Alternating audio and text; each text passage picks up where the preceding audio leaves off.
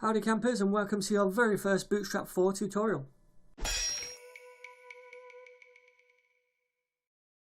Alright, so what is Bootstrap? Bootstrap was created by the Twitter team a few years ago now, and it is a front-end framework. So basically that means that if we use Bootstrap when we're creating websites, we can make use of a load of cool features it provides us with, such as a responsive grid system for our layouts, UI elements such as pop-ups and buttons, reusable classes to help style our content, and also we don't need to worry about browser compatibility. So no more, oops, is this going to work in IE or Firefox? Nope, Bootstrap takes care of all of that for us, plus a load of other things as well. So this is a quick demonstration on the Bootstrap 4 website, just showing you how we can lay out content and use some of the different UI elements. And I know this is a pretty crappy looking website. It's not going to go down in the Web Design Hall of Fame, but it's just showing us the different elements and an example of how we can lay them out on the page. And the good thing about Bootstrap as well is that it's fully responsive. So as you can see, as we hit different breakpoints going down, then we see different versions or different layouts of the content. So Bootstrap takes care of all of that for us. Now in this tutorial series, I'm not going to be creating this one. I'm going to be doing one from scratch, which looks something like this. And again, this is not going to go down in the Web Design Hall of Fame, but the point here is to show you the different classes, the different methods we can use in Bootstrap to get your content up and running quickly on a website, and then you can go from there. So we're going to make something like this, and again, this is going to be fully responsive, and we can achieve all of this using just HTML and some of the classes that Bootstrap provides us with. I don't need to write any CSS at all to get it looking like this, which is rather cool.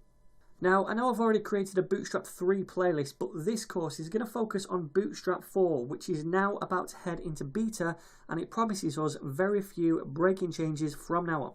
So I thought this would be a good point to kind of refresh and create a course on the new version with all of its updates, which now include embracing Flexbox, grid improvements, updating media queries. It has now dropped IE9 support, woohoo! Switched to Sass, and it's introduced a new component called cards, which replaces the old panels. So we're going to get into all of this. Now, I'm not going to cover everything that Bootstrap 4 has on offer, because a lot of the syntax is exactly or extremely similar to Bootstrap 3. So what I'm going to do is focus on the newer kind of features. So what we'll be covering is setting up with Bootstrap 4, looking at the Bootstrap reboot, the new breakpoints, the Flex Grid upgrades, Jumbotrons and cards, navs and nav bars, and finally tooltips as well. So if you're familiar with Bootstrap 3 already, that's awesome. Just pick out the videos you need. But if you've not worked with Bootstrap much at all before, then don't worry, that's cool, because I'll be working at a pace where you can probably keep up to. But I am assuming that you at least know HTML and CSS before you start this course. If not, check out my other courses, HTML for Beginners and CSS for Beginners. I'll leave those links down below.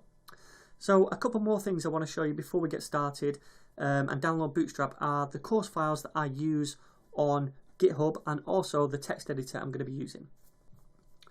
So this is where the course files are held for this playlist. It's in a repo called Bootstrap 4 playlist. I'm going to leave this link down below. And if you come here and check out the different branches, you'll see I've got a different branch for each different lesson. So lesson 8 is going to correspond to the code at the end of lesson 8. You can just look in the index file right here and copy the code. Okay. The text editor I'm going to be using for this playlist is Atom. This is my favourite text editor at the minute. It's really cool, looks nice as well, and it's free. So go ahead and download that if you want. I'm also using a package in Atom called Atom Live Server, and this enables me to spin up a local server to run this index file on that we're going to be working on. So go ahead and download that if you want as well. All you have to do once it's installed is hit Control-Shift-3, and that's going to run up a local server on port 3000. Okay, so I'll be doing that in this tutorial series as well. So there we go, there's your express introduction to Bootstrap 4. In the very next tutorial, I'm going to show you how we can go ahead and download Bootstrap and use it in our projects. If you like these videos, please don't forget to share, subscribe and like, and I'm going to see you in the very next one.